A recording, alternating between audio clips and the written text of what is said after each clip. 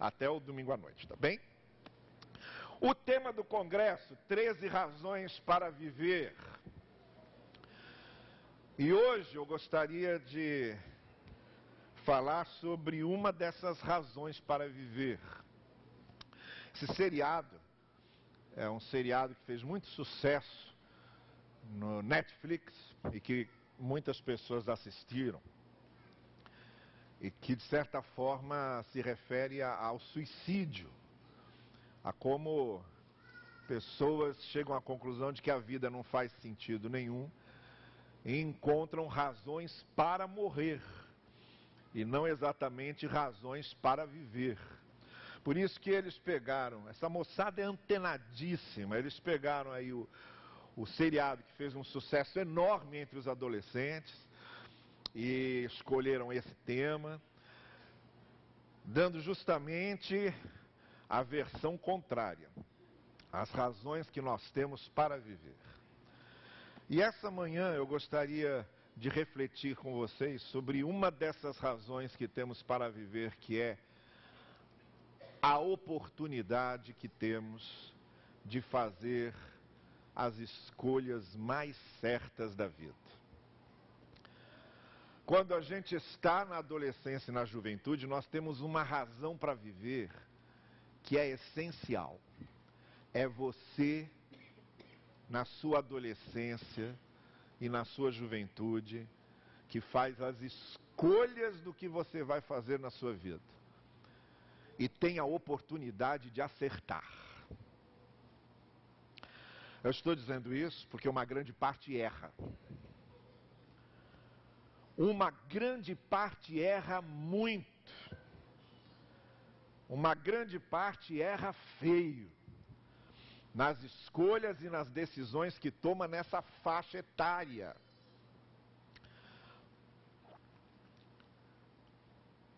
Adolescentes resolvem engravidar, por exemplo. Estão fazendo uma péssima escolha, que antecipam sua vida sexual. E no resultado tem um filho que vai ser para a vida toda, comprometendo tudo o que vai acontecer até o final da vida. É uma escolha péssima. A criança não tem culpa nenhuma, até por isso eu sou radicalmente contra aborto, mas não por uma questão teológica, nem por uma questão moral. O meu problema com aborto é a questão filosófica.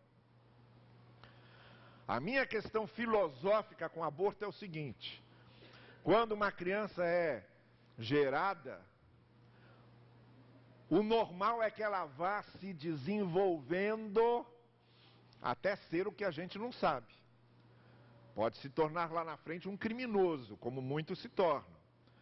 Mas pode se tornar um gênio, como Bach, como Einstein, como Stephen Hawking. Imagine, por exemplo, se o homem que descobriu a penicilina tivesse sido abortado. E imaginem se o homem ou a mulher, o homem que eu digo aqui é sentido genérico, o ser humano que vai descobrir a cura do câncer, a cura do Alzheimer, estiver sendo abortado agora. A minha pergunta filosófica é a seguinte: se uma criança gerada, o natural dela é que ela se desenvolva até ser não sei o quê, a pergunta filosófica é: que direito nós temos de interromper esse processo? É isso que eu pergunto. Que direito alguém tem de interromper um processo que é natural e que, mesmo que a gente não saiba onde vai dar, que direito temos de interrompê-lo? Então, nessa faixa etária, adolescentes e jovens estão fazendo as escolhas mais radicais e extremamente comprometedoras para a vida inteira. Para a vida inteira. Então, temos a oportunidade de acertar nas escolhas. A gente não precisa errar. A maioria erra, mas não precisava ter errado. Nós temos a oportunidade de acertar nas escolhas. E podemos acertar. E até até devemos, embora nem sempre acertemos. Hoje eu quero falar sobre um texto que fala disso. Um homem que soube fazer uma escolha boa, que é quando Deus deu oportunidade para Salomão escolher, ele escolheu certo. E na idade certa. O texto é 1º livro de Reis, capítulo 3. Nós vamos ler do verso 10 ao verso 15. Eu agora... tá aqui. Eu estava procurando os óculos. Olha. É isso que é, 55 anos, tá bem? Então, 1 Reis, capítulo 3, verso 10. O pedido que Salomão fez agradou ao Senhor. Tá aí, primeira coisa, preste atenção nisso. O pedido que Salomão fez agradou ao Senhor. Por isso Deus lhe disse: já que você pediu isso e não uma vida longa, nem riqueza, nem pediu a morte dos seus inimigos, mas, essa é a segunda coisa, discernimento. Você pediu discernimento para ministrar a justiça. Farei o que você pediu. Eu lhe darei um coração sábio e capaz de discernir, de modo que nunca houve nem haverá ninguém como você nessa capacidade. Também lhe darei o que você não pediu. Vejam lá, riquezas e fama. O que você não pediu, riquezas e fama. De forma que não haverá rei igual a você durante toda a sua vida, nem nas escolhas sábias que vai fazer e nem na fama e na riqueza que vai ter. E se você andar nos meus caminhos, essa é a quarta coisa que eu quero que você preste atenção. E se você andar nos meus caminhos e obedecer aos meus decretos e aos meus mandamentos, como seu pai Davi, eu prolongarei a sua vida. Então Salomão acordou, e aqui está a quinta coisa que eu quero que você observe, e percebeu que tinha sido um sonho. A seguir voltou a Jerusalém, pôs-se perante a arca da aliança do Senhor, sacrificou holocaustos e apresentou ofertas de comunhão. Depois ofereceu um banquete a toda a sua corte. Olha, a gente sabe que o que caracteriza, a adolescência tem várias caracterizações. Os pais, por exemplo, ficam assustados quando os filhos mantêm sempre uma opinião contrária a deles, mas é natural isso. Na adolescência eles querem formar a identidade deles e para formar a identidade deles eles têm que ser substancialmente diferente dos pais. Então isso acontece naturalmente. Vocês sabem como é que é. Mas tem uma coisa que é essencial na adolescência, que é o espírito de questionamento, que é questionar coisas estabelecidas, questionar ideias. Nessa formação da identidade pessoal, adolescente gosta de questionar tudo e questiona. Não aceita qualquer ideia, não aceita. Eu me lembro da Laura, minha filha, na adolescência, que isso acontecia muito. Uma vez eu conversando com ela, eu falei: minha filha, não tem uma coisa que eu digo para você que você diz assim: pai, eu vou pensar nisso, talvez você tenha razão. Não, você já responde: não é assim. Aí ela virou para mim e falou: eu não acho que seja assim, não. Pois é assim. Adolescente gosta de questionar. Então é o seguinte, eu hoje vou assumir aqui a personalidade, eu vou trazer lá do fundo, do meu passado mais distante, da minha experiência mais remota. Eu vou cavar, igual um arqueólogo, o fundo da minha alma, e vou tentar trazer aqui o meu espírito mais questionador. E vou questionar aqui um monte de coisas. Agora eu sou um rebelde adolescente. E em cima do que o texto está dizendo, eu quero questionar alguns postulados que a gente aceita e que precisam ser questionados.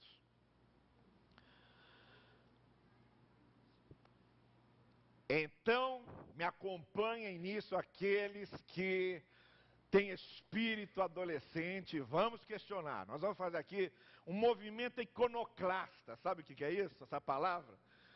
Iconoclasta era aquele que derrubava ídolos. No século VI, dentro da igreja cristã, surgiu um movimento que queria acabar com as imagens. Já era costume fazer imagens para representar os mártires e os santos. E no século VI surgiu um movimento que queria derrubar aquelas imagens, derrubar os ídolos. E aí se chamou o movimento iconoclasta, que significa justamente desmistificar as coisas. Só que aí a coisa foi para um concílio, o último concílio ecumênico da igreja, e a igreja disse que as imagens poderiam permanecer, contanto que não houvesse adoração à imagem, só reverência.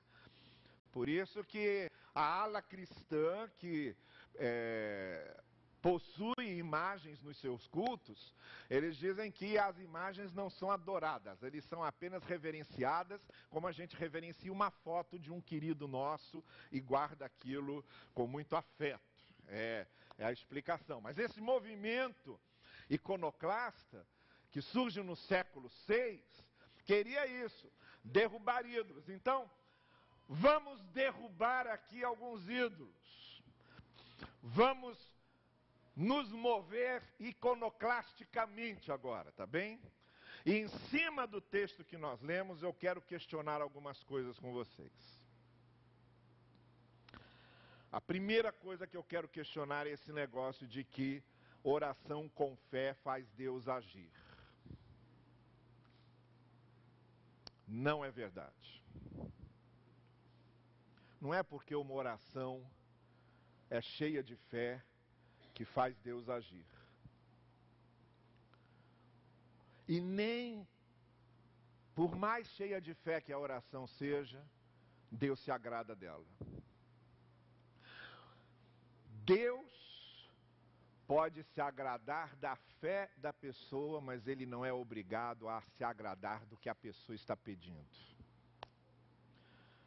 E por mais que nós oremos com fé, às vezes a gente pede o que não deve porque não sabemos pedir. E como Deus não se deixa levar só pela fé da oração, Ele também se desagrada das nossas orações. Se desagrada porque estamos pedindo o que não devíamos pedir. É assim que o texto começa. Não foi a fé de Salomão que foi realçada ali como o que agradava a Deus. Deus sempre se agrada da fé, isso não é novidade. Mas o que o texto mostra ali é que o que agradou a Deus foi o que Salomão pediu. Foi o conteúdo da sua oração, foi a sua intenção, foi o seu querer, foi o seu propósito, foi seu alvo, sua vontade, sua meta, o rumo que ele estava querendo para a sua vida. Isso que ele pede na oração é que agrada a Deus. Então olha só, eu questiono esse negócio de que Deus se agrada de qualquer oração com fé. Não se agrada. Há muitas orações que fazemos mesmo com a maior fé que temos, mas estamos pedindo coisas absurdas que não são coerentes com a vontade de Deus. Então é necessário que nós entendamos sim, que há orações que fazemos e pedidos que fazemos que desagradam profundamente a Deus. É por isso que Ele não responde.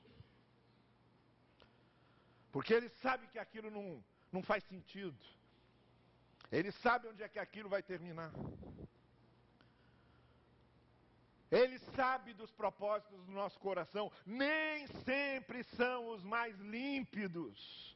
Os nossos sentimentos como seres caídos são uma mistura inevitável de inveja, ciúme, amargura, ressentimento, ódio. E tudo isso se mistura com a fé.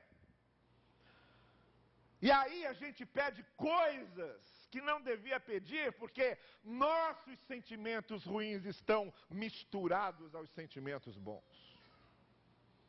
Porque é assim que nós somos. Então aí Deus não se agrada. O que Salomão pediu agradou a Deus, porque ele pediu sabedoria para reinar. Aí Deus olhou e disse: isso faz sentido. Isso é bom. Alguém que quer governar com sabedoria. Quem dera que nossos governantes tivessem esse propósito.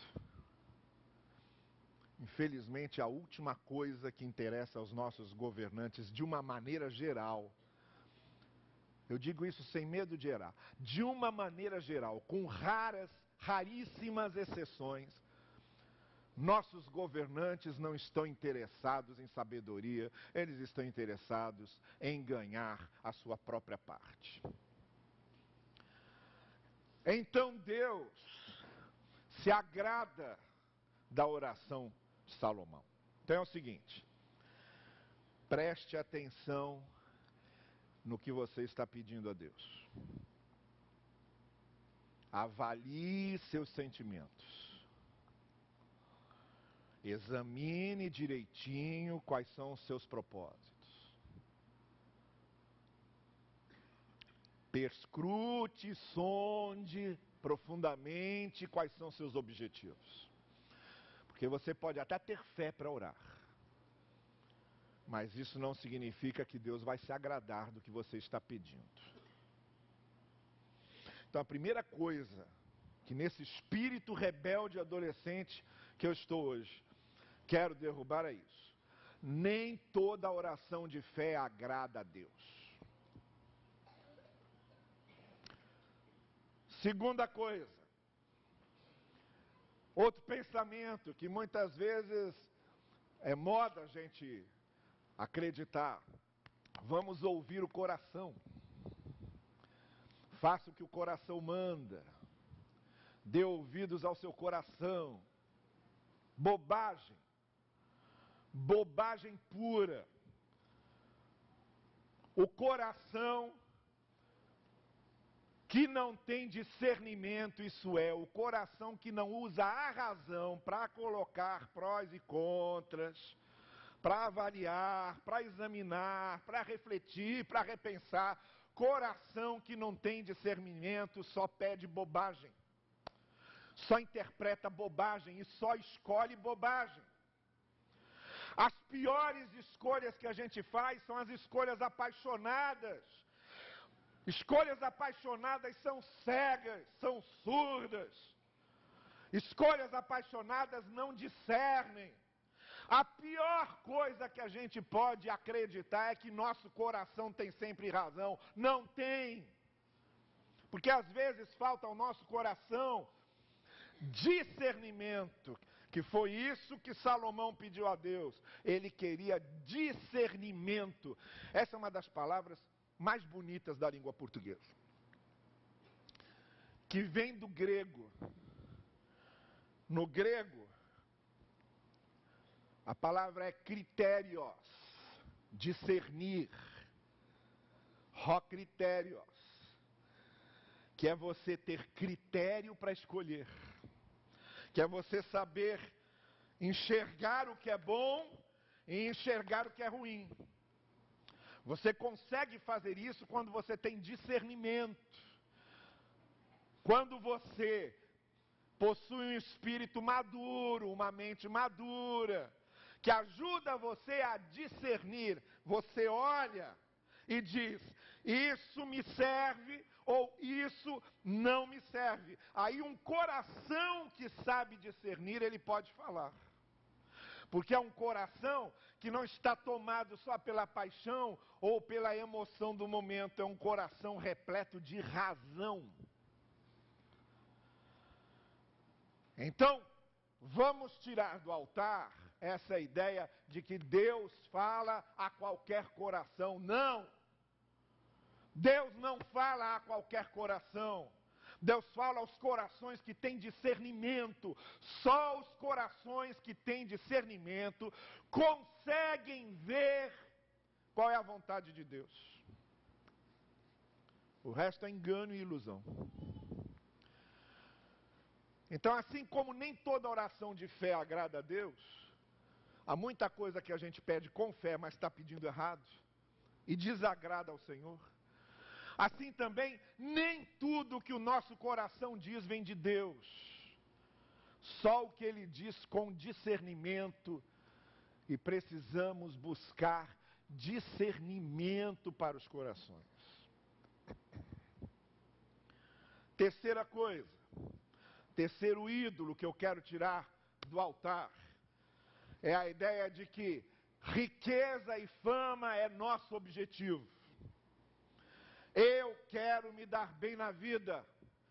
O meu objetivo é ser rico e famoso. Errado. Essas coisas não podem ser o nosso objetivo, porque elas não são objetivos em si. Elas são consequências, às vezes, dos acertos que fazemos em caminhos que tomamos. Por isso que o texto diz: olha, Salomão, você não pediu isso, mas isso vai ser uma consequência natural do reino que você vai fazer. Já que você vai fazer um reino justo, um reino cheio de discernimento e um reino cheio de sabedoria, você vai acabar se tornando um rei conhecido, respeitado, famoso e até rico, porque você vai saber reger a economia do seu reino.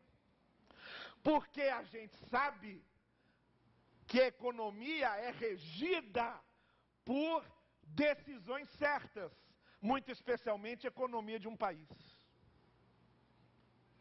Um país com uma economia forte é porque fez as escolhas certas para ter a economia forte.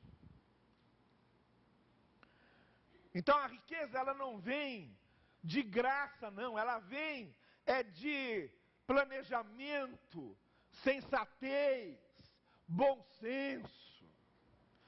Assim como o respeito dos outros não vem de graça. O respeito que você impõe aos outros é o somatório de uma série de atitudes certas que você tomou na vida. Senão não adianta, não vão respeitar você. Se você é um doidivanas, um malucão, um maluco beleza, não adianta, não vai ser respeitado nunca. Porque o respeito que as pessoas têm a gente não cai do céu. Vem do que as pessoas observam daquilo que fazemos e daquilo que escolhemos.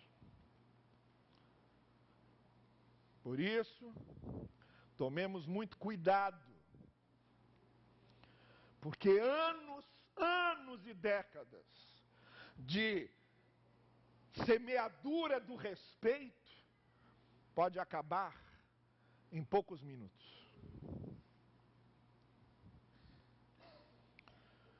Gente que levou anos para mostrar que era gente boa, aí, numa maluquice qualquer, numa era da vida, faz uma coisa que destrói tudo o que ele tinha feito antes.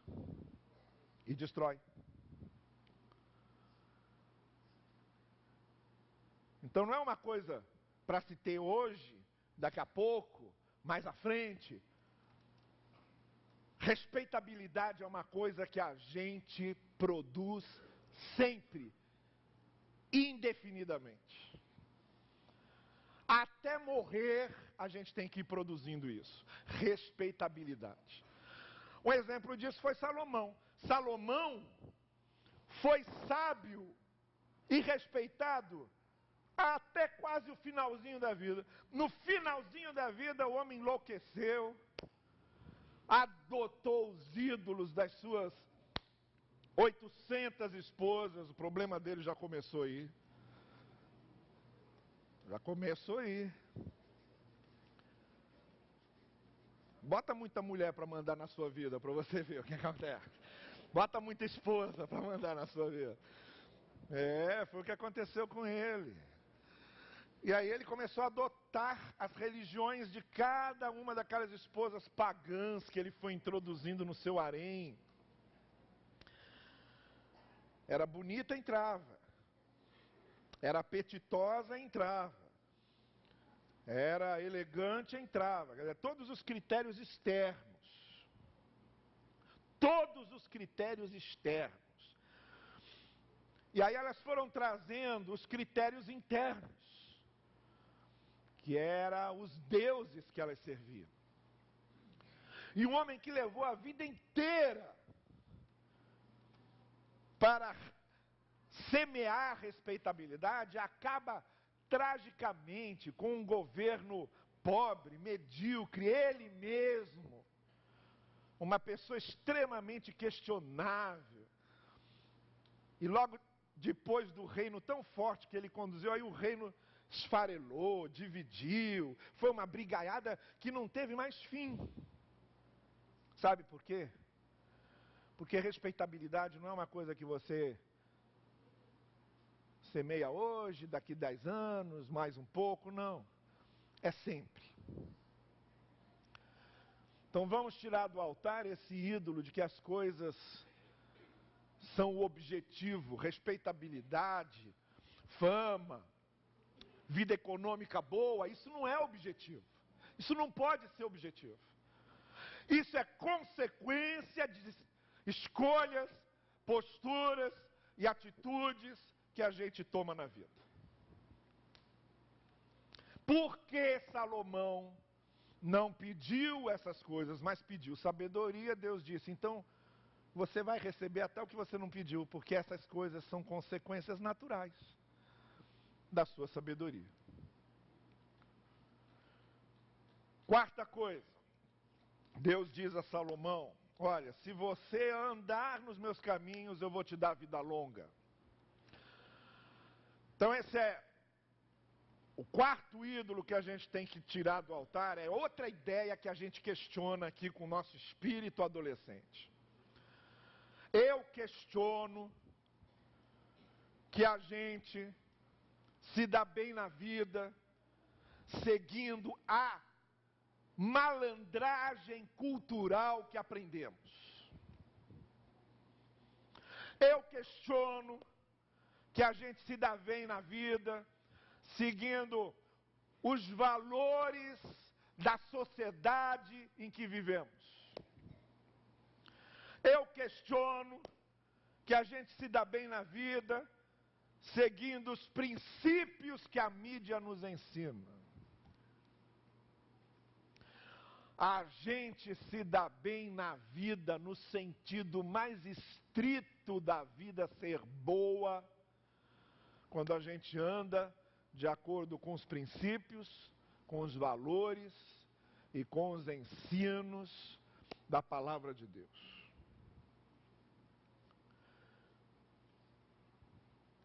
Pouco me importa se a pessoinha que está do lado de lá é um ator famoso, é uma modelo reconhecida, é o bambambam da arte. Pouco me importa.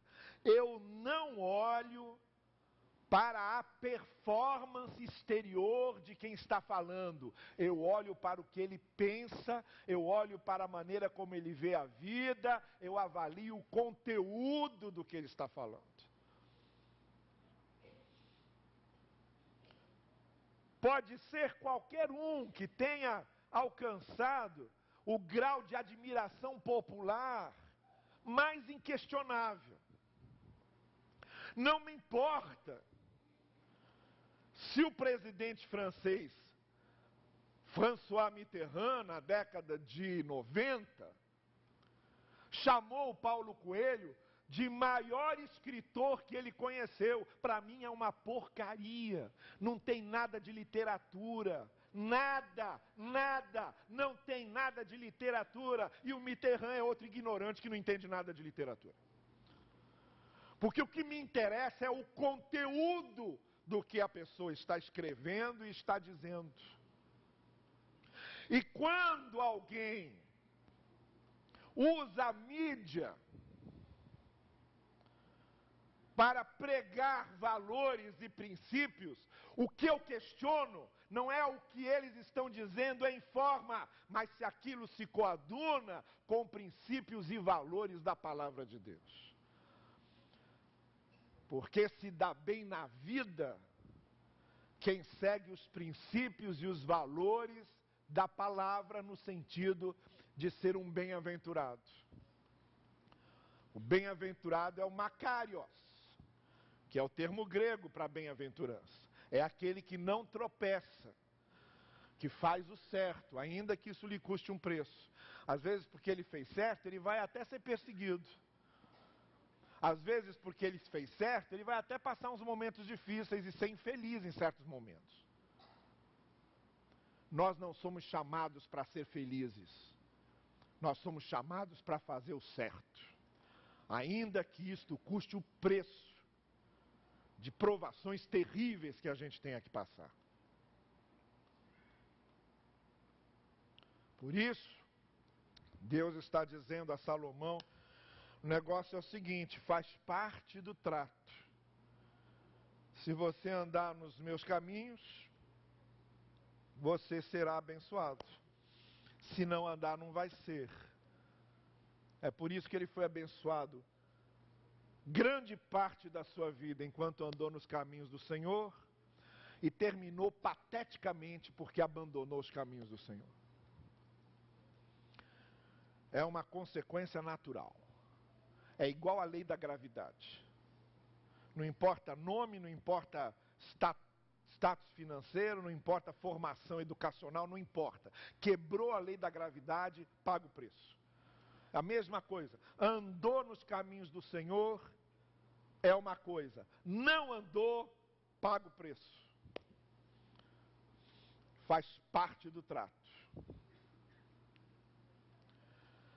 E por fim, outra coisa que eu questiono nesse nosso espírito de adolescente de hoje é a ideia de que o sonho vale a pena. Errado. Sonhar não basta. Não basta sonhar. O texto termina dizendo o seguinte: Salomão acordou e viu que tudo aquilo era um sonho. E podia ter morrido ali. Uma das coisas que eu acho mais fascinantes na vida é a gente sonhar. A gente acorda, tem sonhos que parecem tão reais que a gente acorda com o coração palpitando. Tem gente que acorda chorando. Tem gente que acorda gritando. De tão real que aquele sonho é. Mas quando a gente acorda... Eu, por exemplo, de vez em quando eu sonho que eu estou num avião caindo. De vez em quando. É o meu sonho mais recorrente. É o meu sonho mais recorrente. Que eu estou num avião caindo. E como eu tenho uma memória boa para sonho, toda vez que eu entro no avião eu lembro do sonho. Daí a realidade é tão grande no sonho que quando eu acordo eu estou até segurando na cama. Porque tem sonho que parece uma verdade inevitável. Mas é sonho, depois que a gente acorda, a gente dá aquele suspiro e diz, ai, graças a Deus era só sonho. E às vezes você volta a dormir e nem lembra do sonho no dia seguinte. Nem lembra. Então não adianta ter sonhos. Salomão acordou e viu que era só um sonho. Mas aí o que é que o texto diz? Ele se levantou, foi a Jerusalém e foi sacrificar ao Senhor, porque ele disse, esse sonho só vai se tornar realidade se eu começar a agir. e começou a agir no dia seguinte. E a primeira coisa que ele fez foi ir honrar ao Senhor com o altar, como quem diz, aquilo lá que eu pedi no sonho vai se realizar a partir de agora. Então não adianta ter sonhos. Sonho que não se junta à ação, à iniciativa, à ousadia de dar o primeiro passo, é só sonho. Quanta gente que tem sonho e nunca realiza o sonho. E aí chega a velhice, tem um monte de sonhos para contar e nenhum deles realizado. Nenhum deles alcançado. Porque sonhar é fácil, mas na hora de botar a mão no arado, se sacrificar, pagar o preço, insistir, persistir, o lado real da vida é difícil. Mas nenhum sonho sobrevive se a gente não trouxer esse sonho para o lado real da vida. E foi o que Salomão fez. Ele sonhou, mas aquilo ficaria daquele jeito se ele não trouxesse o sonho para a realidade da vida. Então não basta sonhar. Vocês, adolescentes e jovens que estão cheios de sonhos, não basta sonhar. É preciso agir. Não pense que você vai ser alguém de destaque no mundo acadêmico se você não meter a cara e estudar. Estudar mais do que qualquer um.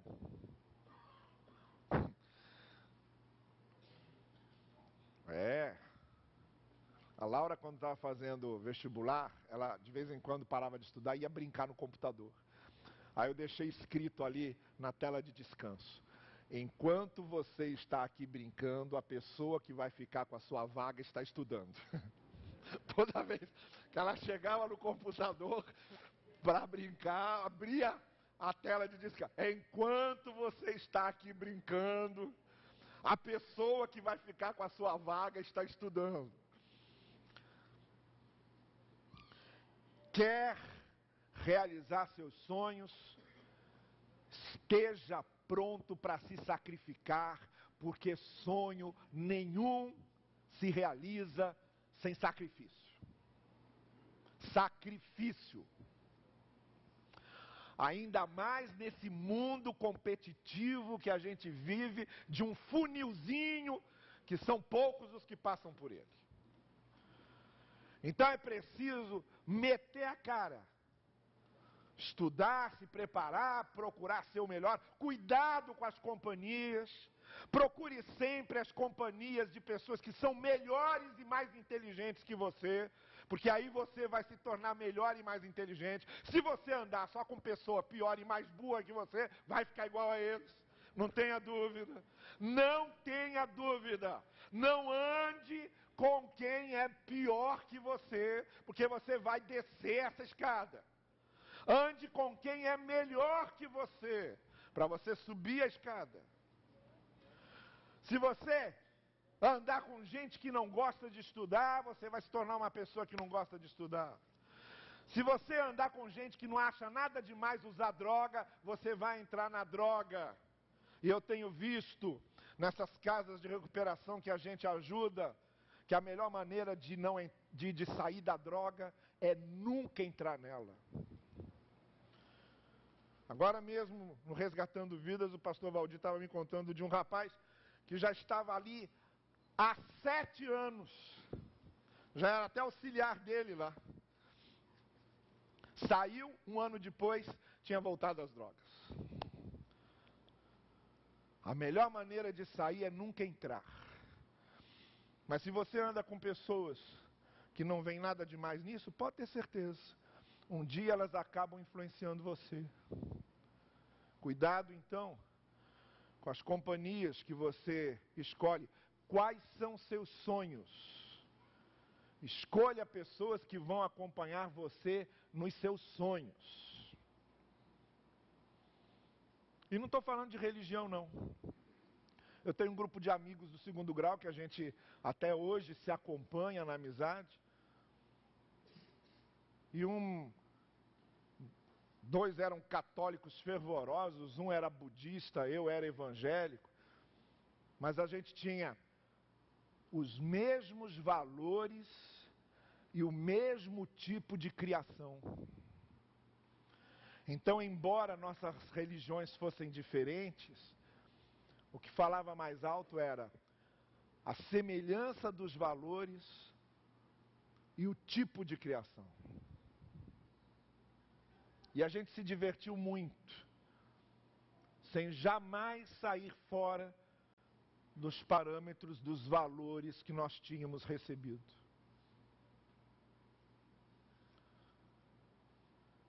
Sonhos serão só sonhos se a gente não trouxer para a realidade. Aproveitando esse espírito de adolescentes que estamos hoje, eu questiono essas coisas. E incentivo você a que tomemos uma posição para que nossa vida, que começa aqui mesmo, nessa adolescência e nessa juventude, não seja só um simulacro, um fingimento, uma máscara de vida, mas que nós adquiramos a vida de verdade. E que o Senhor nos abençoe nisso. Amém.